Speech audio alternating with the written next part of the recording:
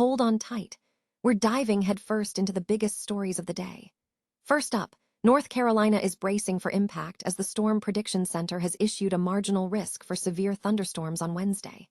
We're talking damaging winds, large hail, and even a possible brief tornado.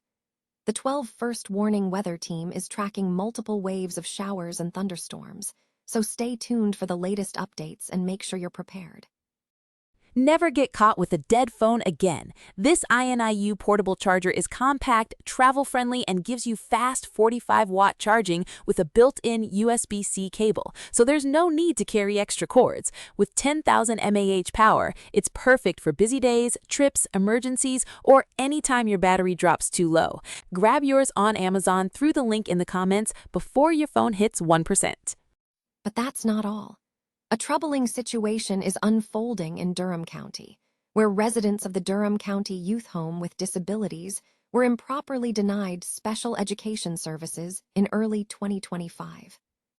The North Carolina Department of Public Instruction found that these students didn't have access to their required services during a lockdown, with some receiving less than 30 minutes of education a day.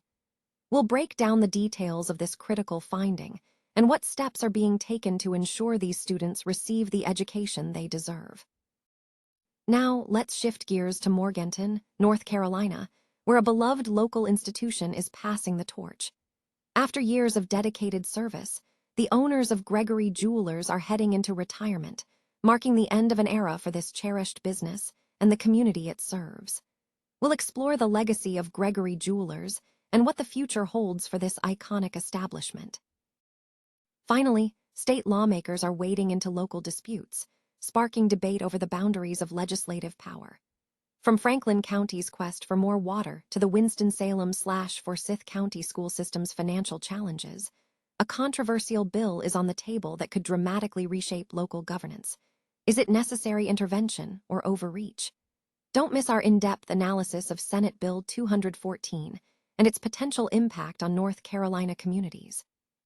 And that's just a taste of what's coming up. Hit that subscribe button, ring the bell, and stay tuned for more breaking news and exclusive insights. North Carolina is bracing for a heightened risk of severe thunderstorms this Wednesday, as tracked by the WXII 12 First Warning Weather Team.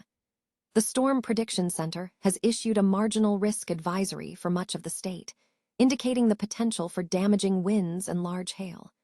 We're anticipating a high chance of rain throughout the morning, with isolated severe thunderstorms possible in the afternoon.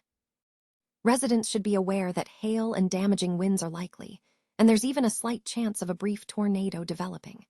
This is a Channel 12 First Warning Weather Impact Day, so stay tuned for the latest updates. For comprehensive weather coverage, including alerts, closing information, and the latest forecast, visit our website or download the Channel 12 News mobile app. You can also share your weather photos with us on the ULocal North Carolina Facebook group. The North Carolina Department of Public Instruction has determined that residents of the Durham County Youth Home were improperly denied special education services during a lockdown in early 2025. DPI found that students with disabilities did not receive the educational support mandated under the Individuals with Disabilities Education Act, while the facility was under restrictions.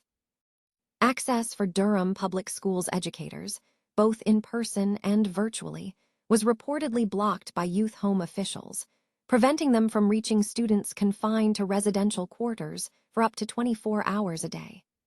4 students with disabilities received as little as 30 minutes of education daily, a drastic reduction from the typical 5 to 6 hours.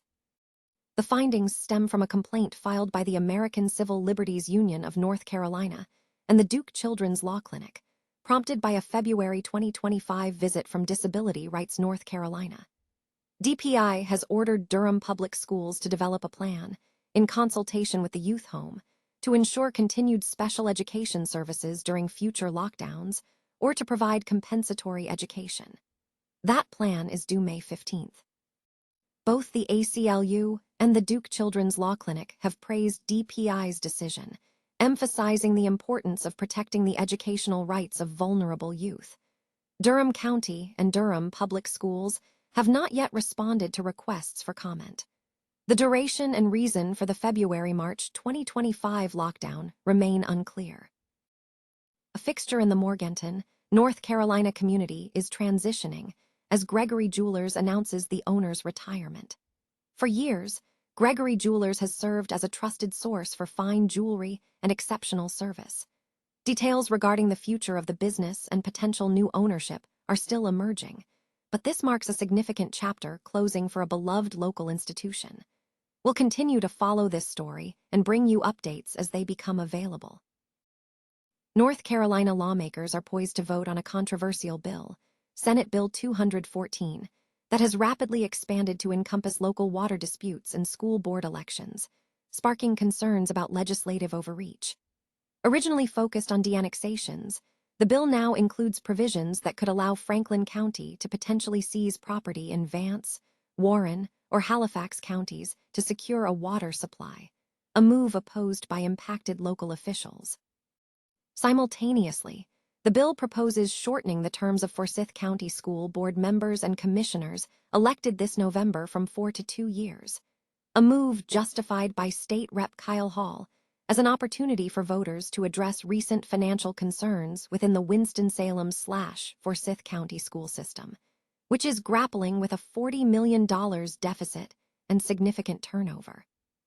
The bill's evolution highlights a broader issue: North Carolina's modified Dillon Rule, which limits local government's power to only those explicitly granted by the state. Opponents argue the legislature is meddling excessively in local affairs. The water dispute stems from Franklin County's rapid population growth, fueled by Raleigh's expansion, and its need for more water from the Kerr Lake Regional Water System, controlled by Henderson. Henderson has repeatedly denied Franklin County's requests, leading to the proposed legislation that could circumvent local control. Franklin County plans a $200 million project to build a new water intake and plant, requiring approval from the U.S. Army Corps of Engineers, a decision potentially influenced by the bill. Further complicating matters, lawmakers previously attempted to redirect funds intended for the Kerr Lake Regional Water System expansion, a move critics say is retaliation. The bill's impact on Forsyth County's school board is equally contentious, with some viewing the shortened terms as a political maneuver following recent primary election results. Concerns have been raised about the lack of transparency and public input regarding these newly added provisions, particularly as the bill's scope has significantly broadened beyond its initial focus on de-annexations. A conference committee is now working on a compromise, but the bill's rapid changes and potential for unpopular legislation are raising alarms among local officials and Democratic lawmakers who advocate for a more localized approach to resolving these issues.